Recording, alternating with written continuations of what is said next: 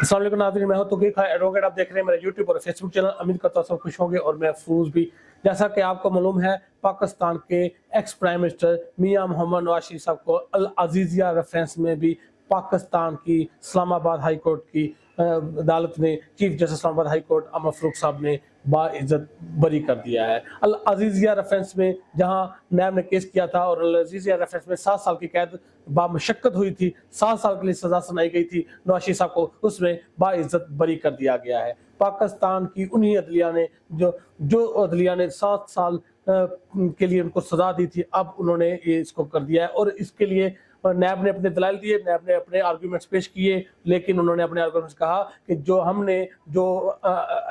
Access किया था या हम जिस तजिए पर पहुंचे थे या हमने जो ये अंदाज़ा लगाया था कि इन्होंने करप्शन की है और ये अल अजीज़िया मेटल शिप और ये जो बिल्डिंग्स वगैरह ये इमारतें ये जो बनाई हैं और ये वाजिद ज़िया की रिपोर्ट पर हमने पूरा इंहिसार किया और उस पर डिपेंड करते हुए उसी की बुनियाद पर हमने फैसला सुनाया। जबकि वाजिद ज़िया की रिपोर्ट में वाजिद ज़िया खुद कह रहे हैं कि मेरे पास ऐसा कोई सबूत नहीं है कि जिससे मैं ये कहूँ कि इनका उनके साथ बनता है ताल्लुक रिलेशन बनता है, मियां मोहम्मद नवाज शरीफ साहब का किसी भी किस्म का रिलेशन बनता है एवन फील्ड के मार्ग के साथ या किसी और करप्शन की स्टोरी के साथ। लेकिन वाजिद ज़िया की रिपोर्ट थी कि मेरे पास सबूत नहीं है, जो उन्होंने अपनी रिपोर्ट में लिखा भी कि मेरे पास किसी किस्म का सबूत नहीं है। लेकिन मैं ये बात कह रहा हूँ और ये बात ही है, सच है कि इसी ही बुनियाद पर ऐसे ही बिल्कुल ये उन्होंने कनेक्शन जोड़ा और उसी कनेक्शन की बुनियाद पर सज़ा हुई। और जिस पर इस्लामाबाद हाई कोर्ट के चीफ जस्टिस अमर फारूक साहब ने कहा है कि एक इंसान की रिपोर्ट पर हम कैसे अंदाज़ा लगा लें कि अगर वाजिद ज़िया ने कह दिया without any proof, without any evidence, तो किसी सबूत के बगैर, किसी एविडेंस के बगैर अगर एक इंसान किसी पर एलिगेशन लगाता है तो उसको एलिगेशन को ना ही पूरी दुनिया में कोई कानून मानता है और ना ही शरीयत में, इस्लाम में कोई इस तरह का है कि कोई आप किसी पर एलिगेशन लगाते हैं, इल्ज़ाम लगाते हैं तो उसको प्रूव करना भी आपकी जिम्मेदारी है। तो नो किसी ने साबित नहीं किया, ना ही किसी ने प्रूव दिया है कि इस तरह का कोई मसला मसाइल है। इस तरह अल अजीज़िया रेफरेंस में मियां मोहम्मद नवाज शरीफ साहब को बाइज्जत बरी कर दिया गया है। उन्होंने बहुत ज़्यादा खुशी का इज़हार किया है और शहबाज शरीफ साहब ने कहा है कि हम अल्लाह पाक के हुज़ूर शुक्रगुज़ार हैं और अल्लाह पाक ने हमें कामयाबी दी। और मरियम नवाज ने कहा नवाज शरीफ साहब ने बहुत सब्र किया इस काम के लिए और उनको आज उस सब्र का फल मिल रहा है। ये 2017 में फैसला जात आए थे नैब के और ये ट्रायल कोर्ट्स की तरफ से फैसला जात आए थे, मियां मोहम्मद बशीर साहब ने फैसला सुनाया था और इस तरह के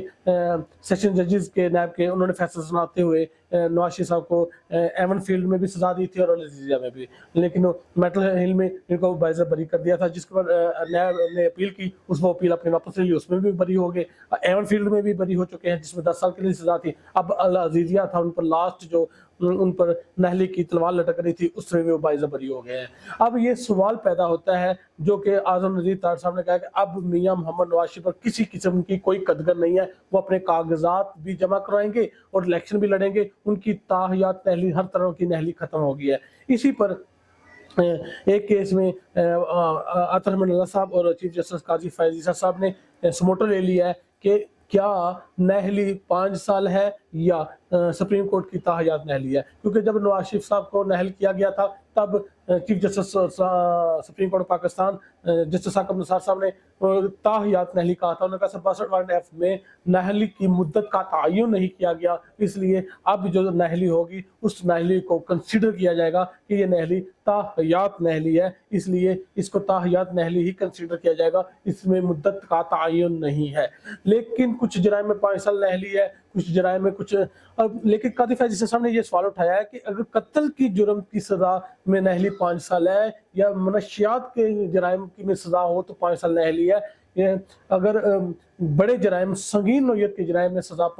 नहली 5 साल है तो फिर नमाज ना पढ़ने और झूठ बोलने पर कैसे नाहली ताहयात हो सकती है, जब संगीन नौयत के जराइम में आपकी नाहली की मुद्दत 5 साल है। जिस तरह के मनशियात या मर्डर या इस तरह के गर्दारी, इस तरह के संगीन नौयत के मुकदमात में अगर नाहली की मुद्दत 5 साल है तो फिर नमाज ना पढ़ने या